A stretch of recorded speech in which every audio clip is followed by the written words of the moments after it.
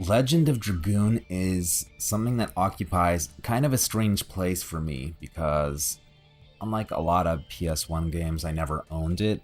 I played it entirely on a borrow from a friend, so it never really had the chance to sit with me. I just played through it, gave it back, um, and then kind of forgot about it for many years. Of course, you see it mentioned every so often, but people don't really talk about it a lot, so it hasn't really stayed with me. And what I'm unsure about is if that's because I just didn't have it around to like look at and replay and have it maybe solidify in my memory a little bit more, or if it really just wasn't that good. But you know, it firmly occupies this space in that late PS1 era where you'd have these really cool CG intro movies and things, and there's really a big Chrono Cross vibe on this one in particular, like with the text that comes up over the movies and the kind of guitar instrumental music acoustic stuff. So like this is feeling really really good to me right now. I feel like this is gonna be really awesome. But then again, you know, like people don't talk about this game, and oftentimes there's a reason for that when something doesn't quite become a cult classic. But you know, other times there's great stuff that people don't talk about at all. So, you know, you never know until you check it out for yourself. So, I'm gonna do that right now. Should probably check if there's any patches or anything, because I'm sure it's like really easy.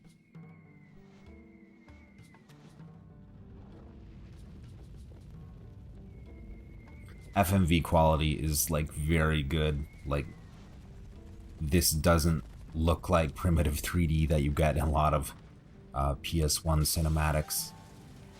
It's like on the high end of stuff. Like Sony wanted to do Squaresoft so badly, and they poured the cash in, but I imagine this sold poorly because, like you would expect a sequel on PS2, RPGs were still very popular during that time, so, you know, I'm sure they had the resources. If it was like a high-selling game, we would have seen a Legend of Dragoon 2. Whoa, voices. Yeah, even the human characters look pretty good. So this is her.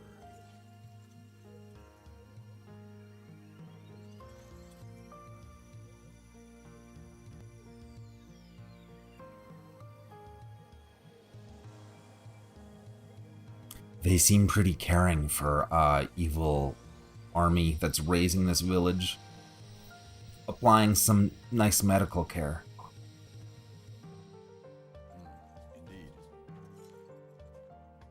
Indeed. The music is like nice, but I would expect something more sinister for this kind of scene. Like Is this really necessary? this guy looks like Golbez. Patrol's command to take that girl into custody.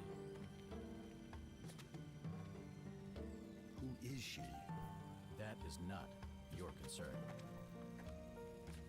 This guy has kind of like gothic European knight armor, and the other guy has more like Middle Eastern, like the thing on his head. Maybe they're from different countries.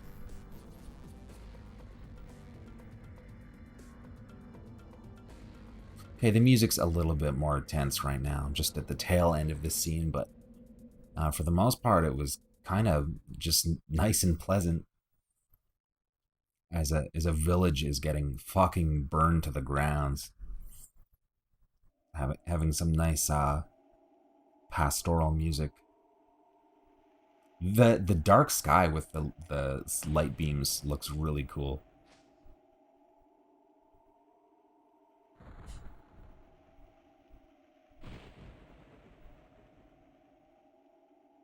See, this is what was great about like pre-rendered background games. They would really invest a lot of thought and attention into the environment and like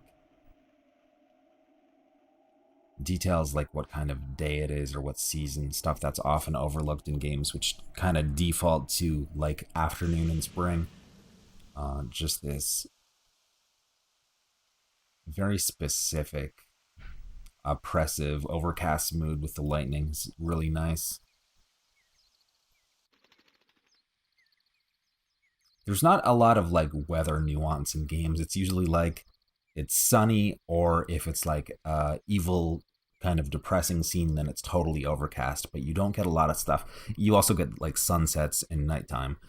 Those are kind of the four states that you get. But having an overcast sky with kind of those days where some light is breaking through and parts of the sky are not so cloudy, you know, stuff like that is really cool looking, and you don't see it in a lot of games. So when you're making, you know, few hundred to 1,000 pre-rendered backgrounds for a game, and you're investing that much thought in each one, you're getting a lot of opportunities to do cool stuff like that.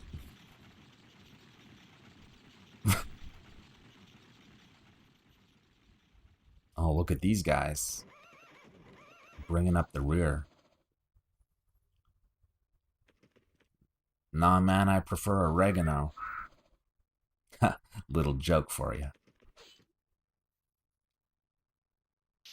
Dart is taking on these two cavalry guys. Wait. Couldn't he have just been like, yeah, whoa, Jesus. It's the forest monster from Xenogears, man. Get Saitan to bring the mechs in.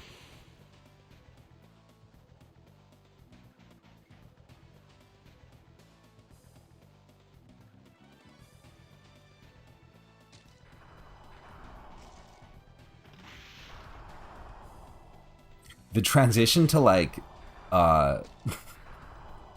late 90s Guilty Gear rock music is kind of, well, it's not really Guilty Gear, but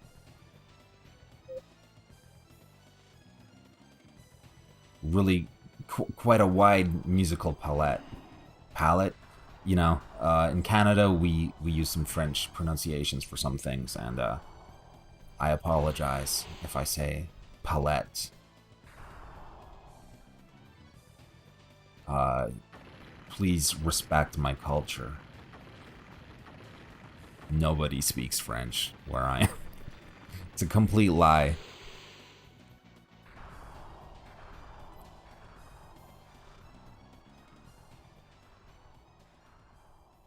So, Total Babe has saved us.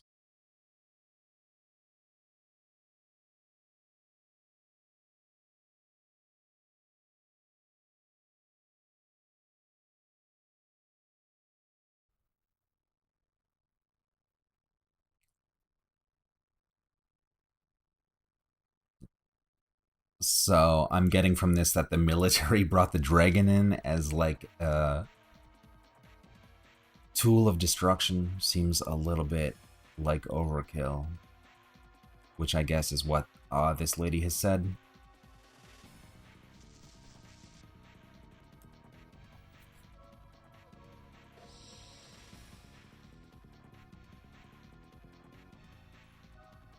It's a meeting of destiny.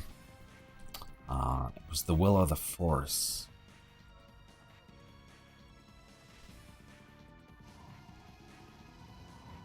This is like a cool pan over the horizon. Like, the use of overlapping layers of pre-rendered backgrounds to achieve this effect is like really clever. I think that's like, it would be one thing if Sony just tried to ape the whole Squaresoft thing and just, you know, did everything they did, but I think they actually contributed some interesting techniques and artistic intelligence to the whole practice of pre-rendered backgrounds. But so, you know, it's a little more respectable than if they had just done a kind of copycat thing. But Unfortunately, all of this knowledge would soon be completely useless as the practice was abandoned.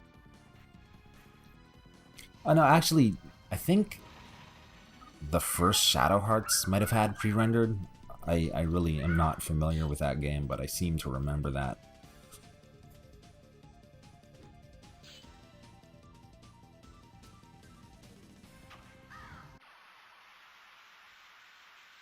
Here we go.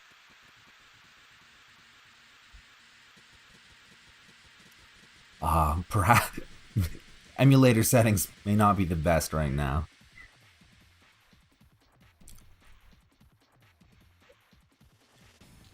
Yeah, the kind of like breakbeat drum stuff, like, I don't know, man.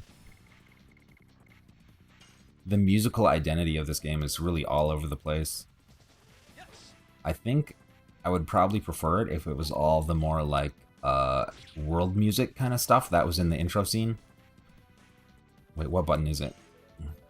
Okay.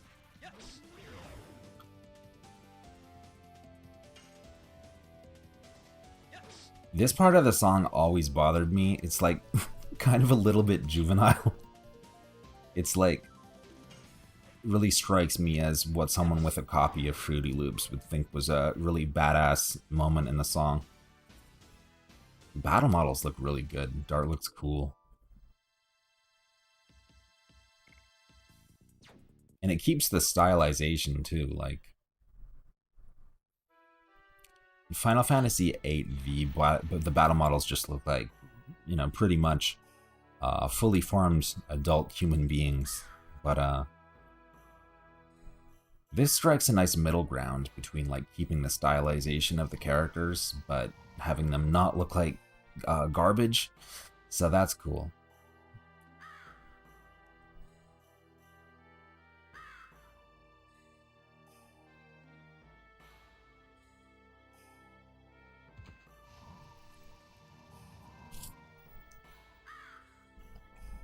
It's kind of funny they pour like $1 billion into making this game, and it starts out with destroyed village. Yeah, I'm burned out too on burned villages. Now we're getting some like chilled out trip hop music in the menu, which is another completely another jump into a totally different genre. You know, I like variety. Like one of the greatest strengths of Symphony of the Night is that you get like rock music and metal, baroque, some kind of like gothic chill out music, Spanish music. You know, everything you can think of is in there, and that diversity makes it really cool. But in this case, I just find it a little more incongruous in a way that isn't really working for the game. But I guess that is part of its identity, you know. It's okay. I would probably feel better about it if all of the individual songs were really good. I wouldn't care as much like what genre they were.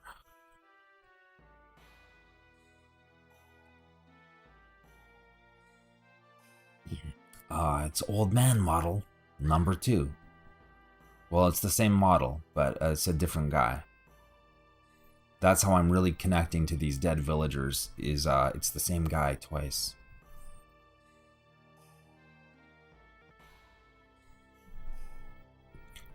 So they fucked up this town like on the maximum, and they took away a girl. They took away some chick who I may or may not already know. Oh, look at this guy. This guy looks like a fucking badass. They kind of, like, their armor design makes them look like skeleton warriors. Like, just seeing the tiny models makes me think that they're undead knights or something, but I guess they're real guys.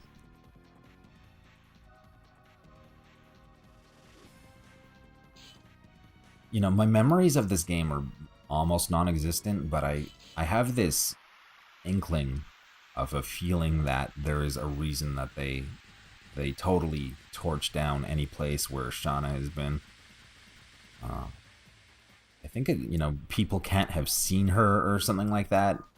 I really don't know.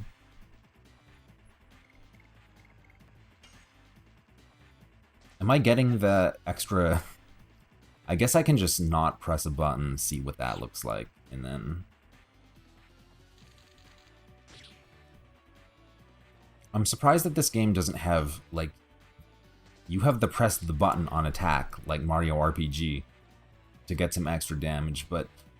Mario RPG also had the same thing for defense, so it's a little bit surprising that this game does not have that. You just sit there and watch the enemies attack you. When the theory is to make the game more active by having you, like, engage while the turns are playing out by pressing buttons, it's like, why let the player just be passive the rest of the time?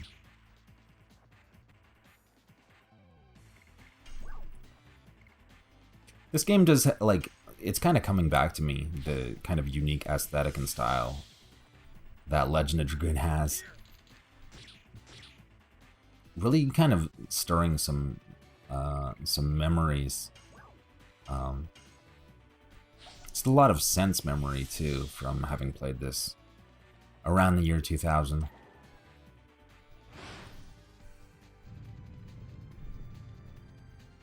If I play this entire game, I'll probably, like, remember a lot of interesting stuff that probably wouldn't be able to recall any other way.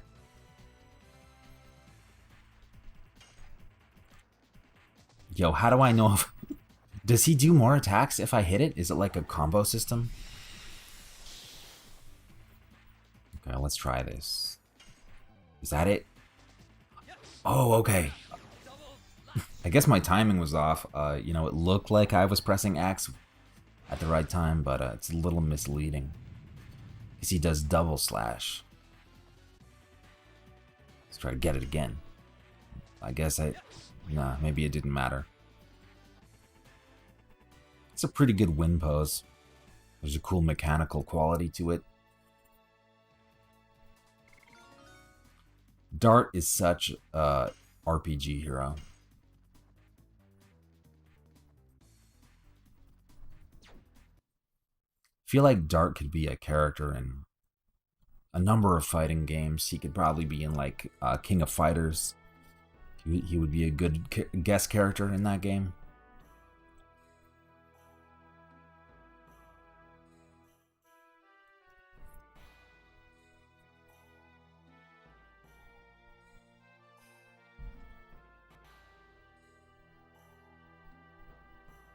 I feel like this whole scenario would work better if he, the classic thing is that the protagonist runs into the town and he sees his dying father or brother or sister, some relation. In Xenogears, it was like your... Oh, my cat just came in to say hi. Hi, cat. What you doing? You just laid down on the blanket. So we have an LP partner now. Yeah, revenge. Yeah, anyway, so usually you cheat some kind of impression of an emotional attachment to the town that you've never seen before by having the dying person that the protagonist runs up to be some kind of relation or whatever.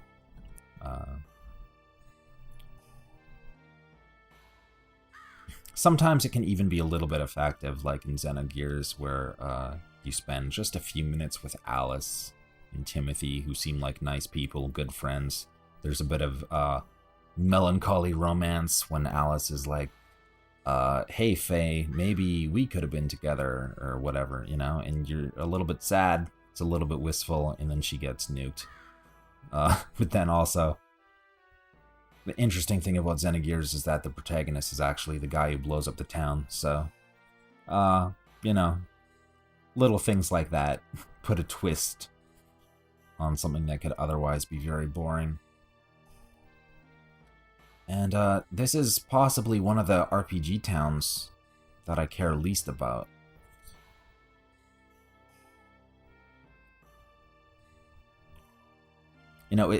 on the other hand, it is better than starting in the town and having a long, boring sort of sequence of 30 minutes where you just like talk to NPCs and trigger various plot advancements. So I guess I would prefer this than really being exhausted by the game's intro. I guess the intention with this is that you kind of run in, you see that the bad empire did a bad thing, and then you just move on and everything just keeps going. But this really looks like a treasure box, but it's not, as far as I can tell. I feel like I should be able to walk into this building and get like a treasure that's, you know, obscured by the inner walls. Because that would be a very Final Fantasy thing to happen, but... yeah, like in here, I should be able to get an item. And, I am positively outraged that I cannot.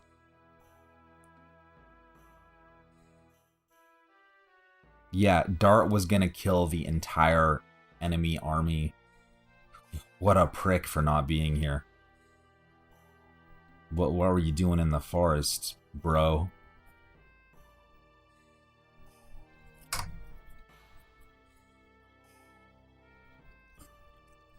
I think a thing that's really hurting this is that there are no portraits in the dialogue boxes. You know, there's space to put one in the upper left, you know, just above the name. It's really strange that they don't have one.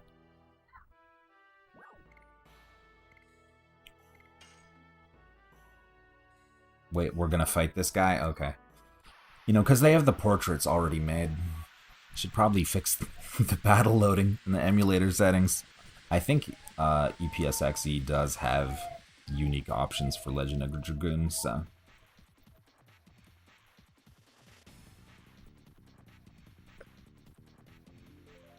oh, he's gonna, like, laboriously explain to me the thing that I already intuited just from looking at the interface.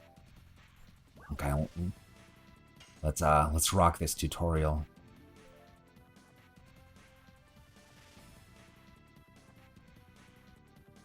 Okay, that's cool. There's an indication of exactly the manner in which you fucked up. Should be pretty useful. Gray is too fast, blue's too slow. Wait. Okay. I guess he won't attack me though.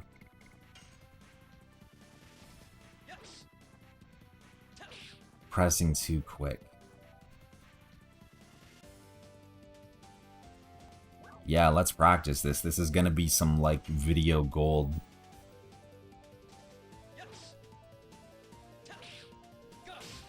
Sweet. Volcano.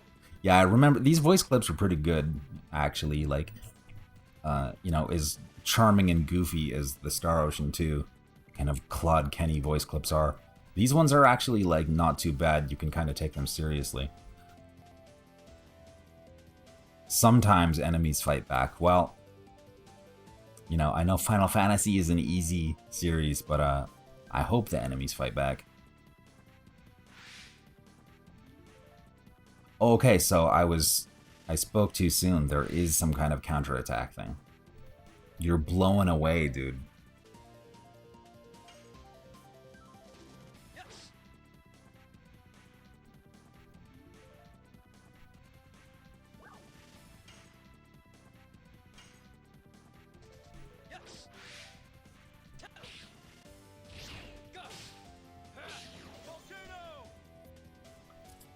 So it's not when the enemies initiate an attack, but they can counterattack, and then you can stop the counterattack. It's kind of interesting. I feel like this system could be expanded more into a kind of like fighting game kind of dynamic that's taking place inside of an RPG battle system. It'd be a cool thing to explore for the sequel that will never happen.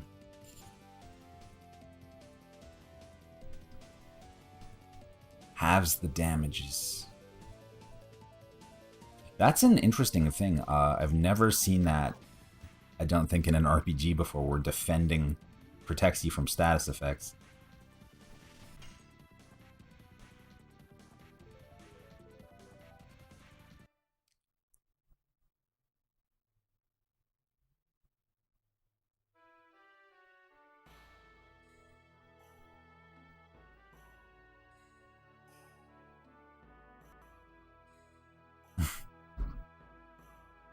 You know, you think these societies would have these kind of local issues sorted out, like if the only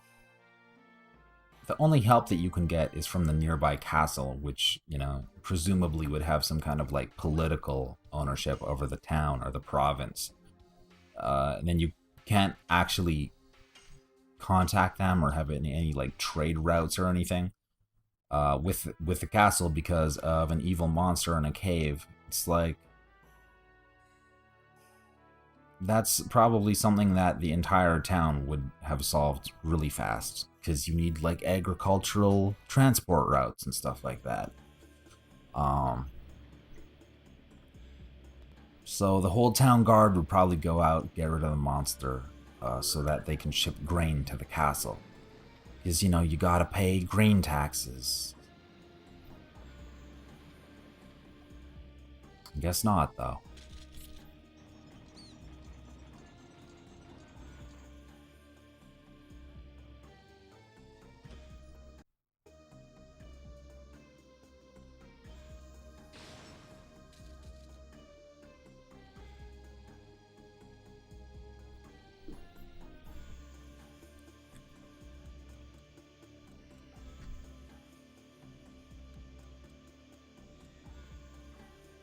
Dialogue in this game is a little bit weird. I would expect that Sony would, you know, I guess Sony has had a tradition of really bad translations, like Final Fantasy VII. But, you know, with their big pet project that they wanted to do, I would expect them to bring in the top talent. But, you know, he just murders that soldier for no reason. Good character. I guess that's a classic, like secondary villain henchman kind of thing. It's an interesting world map. These world maps I feel like are commonly done with a 2D map like Breath of Fire 4, because if you're gonna do this, you might as well just save the resources. But they not only rendered it in 3D, where you could freely run around this, like, no problem. It would not be substantially difficult to, like, program. But, oh, there's battles on this? That's really weird. But yeah, they could have had you run around, but they kind of didn't choose to benefit from the work they did. Okay, let's, okay, he takes three damage. Now that's an encounter that's worth your time as a player.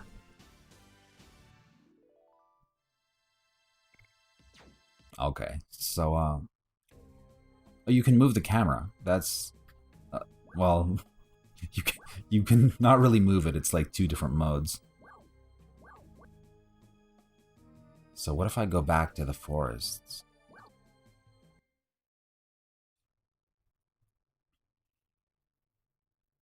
Anyway,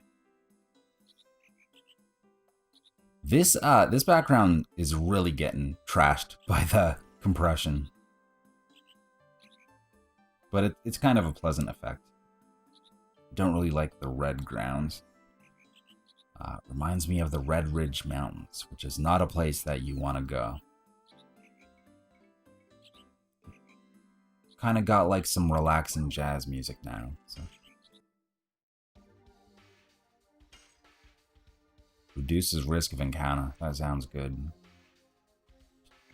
Yeah, I don't really buy stuff in RPGs anymore unless I really need them. I like to just not buy equipment until stuff gets like too difficult to beat. Oftentimes that never happens and you can just clear the whole game with the starting armor, which is, you know, it introduces kind of a fun challenge to the game, but it's more fun than just buying the new stuff every time and kind of coasting along. Then you also get the advantage of accumulating digital cash so that you can buy whatever you want. Although RPG economies are usually not balanced or tuned well enough that you have to make any meaningful decisions about spending money, so it's kind of a sad thing, but...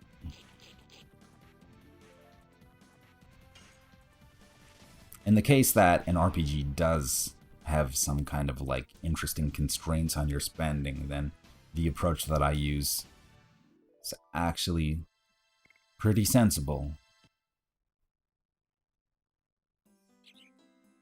Because if you can't buy everything in every town, then, you know, if you can get between a town or two or more without buying the latest equipment, then you're going to be loaded by the time you get to the third or fourth town.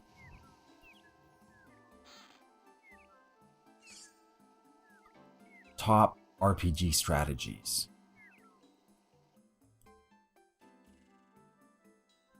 I really hate these kind of screens. There's stuff like this in like Bat and Kaitos and stuff. It's not that good. I guess this is kind of fun with it's like teleport pipes. Often see that kind of stuff in platform. Jesus Christ, I need to fix this.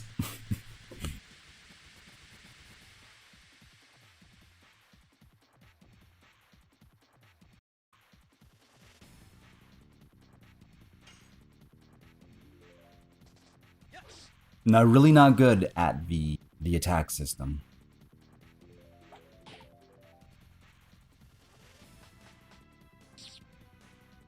The enemies really they do a little bit of damage. You could really get attritioned by these guys, but looks like the little the cock does more damage.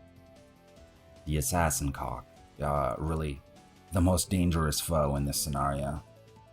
Probably target those guys first. How am I so bad at this? Wow, just making a noise drains my life force.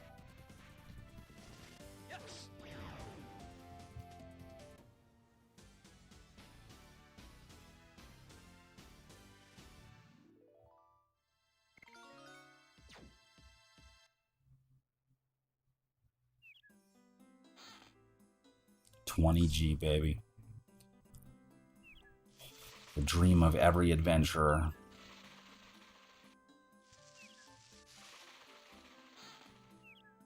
Burnout. Wait, so like, which...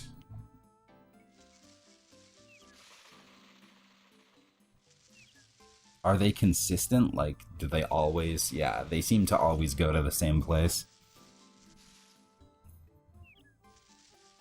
That's the entrance. I imagine if I manually go this way. Yeah. I'm just a genius at RPG mazes.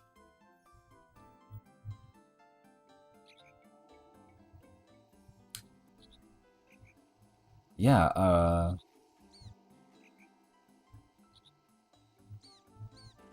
this is really interesting because, like, I feel like I recognize these sounds, like RPG music from the year 2000, probably written in 98, 99. It's got to be like the SC-88 or like the Korg M1 or something. Really sounds like maybe even like the SC-55. There's kind of a quality to these that sound like the... Oh, I actually did it. I'm a genius. Yeah, but the instruments in that particular song in the forest, people misuse the term MIDI all the time. MIDI is just an instruction set that tells a computer like what notes to play, what pitches, and for how long to sustain the notes. What people call MIDI is actually just the general MIDI sound set that they used for Windows, which really kind of sucks. They're not very good instruments. But they were sampled from certain sources. Oh, hey. Wait, is he seeing a memory? Oh, so he does know Shauna. Okay, that was kind of unclear from the village. Probably be more dramatically effective if we'd seen some sort of interaction between Dart and Shanna before she got kidnapped by an entire army. So that would actually be kind of a striking moment.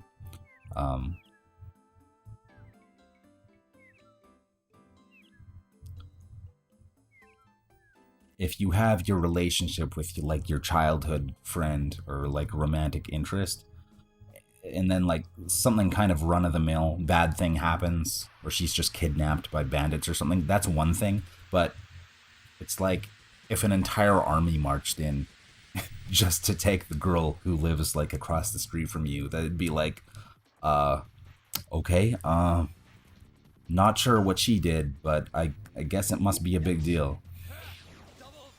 So that could have been cool to see, but I guess they thought that characterization, or, you know, stakes behind this character relationship were unnecessary to establish, so that's a choice that you can make.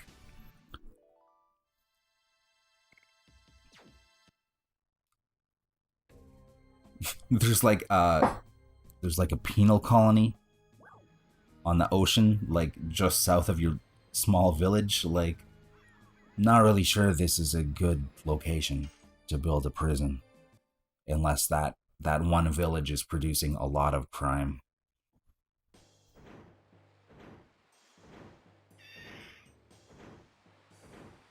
It's kind of cool looking. Not really sure if it's like far off enough from the coast to like discourage swimming.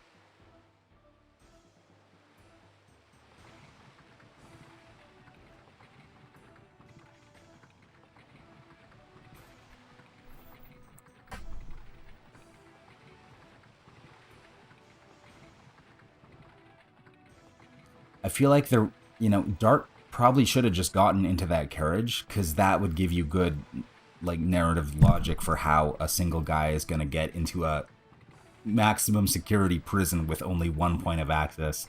It's kind of like the perfect way to get him into there. But I guess he's just going to walk up to the front door, and we'll see how that goes.